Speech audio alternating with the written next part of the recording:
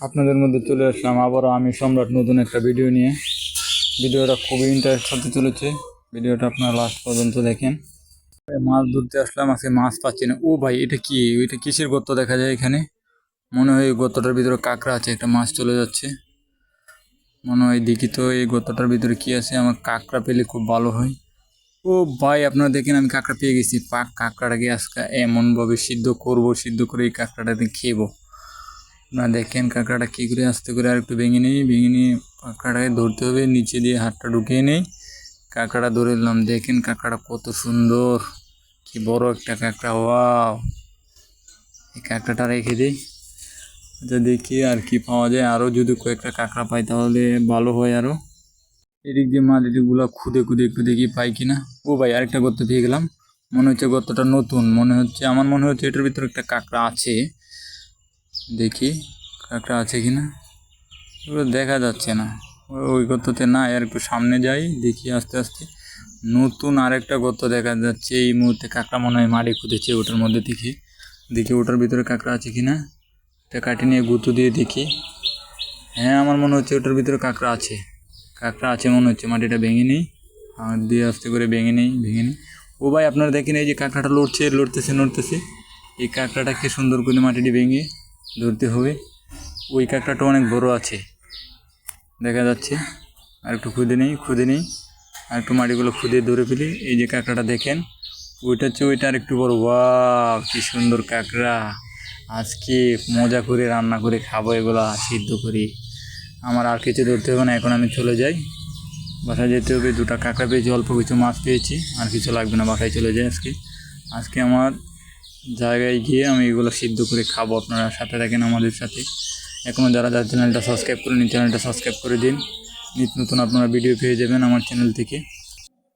এখন আমি আমার জায়গায় যাচ্ছি। দেখেন আমার জায়গাটা কত সুন্দর। এই যে এখানে আমার আগের মশলাগুলো আগে থেকে আমি রেখেছিলাম। এখন আমার ব্যাগটা খুলে রেখে দিই। দেখেন এখানে মরিচ আছে, লেবু আছে, আর দুটো কাঁকড়া দেখেন কত সুন্দর। আর অল্প কিছু মাছ পেয়েছি। আমি আজকে কাঁকড়াগুলাই খাবো, আমি আজকে মাছটি খাবো না। কাঁকড়াগুলো অনেক ভালো লাগে খেলে, অনেক ফেভারেট। একটু আগুনের ব্যবস্থা করছি, দেখেন আগুনটা ধরানো হচ্ছে। আগুনটা আস্তে করে বড় করে লাকড়ি করে দিয়ে একটু ফু দিয়ে নিই। এই যে আগুনটার পাওয়ার একটু বেড়ে গেছে। এখন আমার কড়াইটা বসিয়ে দিই। এই যে কড়াইটা বসিয়ে দিলাম, হালকা করে একটু পানি দিতে হবে। পানিটা দিয়ে দিলাম। এখন কাঁকড়াগুলো গরম হোক। আমি এদিক দিয়ে একটু মশলা করে ফেলি, রসুন দিয়ে, মরিচ দিয়ে পেশে এগুলো মশলা করতে হবে। মশলা দিলে খাওয়ার মজাই আলাদা। আমি একটু বেশি করে কাঁচামরিচ দিয়ে নিই, ঝালটা হলে আর একটু সুস্বাদু হবে। আচ্ছা, এখন পেস্টে থাকি। দেখেন এগুলো সুন্দর করে পেস্টতে হবে।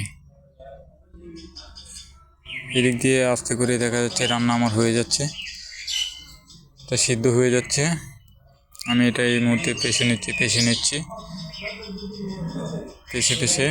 এখন পেশা হয়ে গেছে।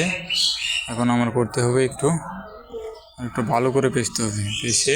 এখন একটু লবণ দিতে হবে। পুরোটা লবণ ঢেলে দিই আবার পেশে নিই সুন্দর করে। পেশতে থাকি।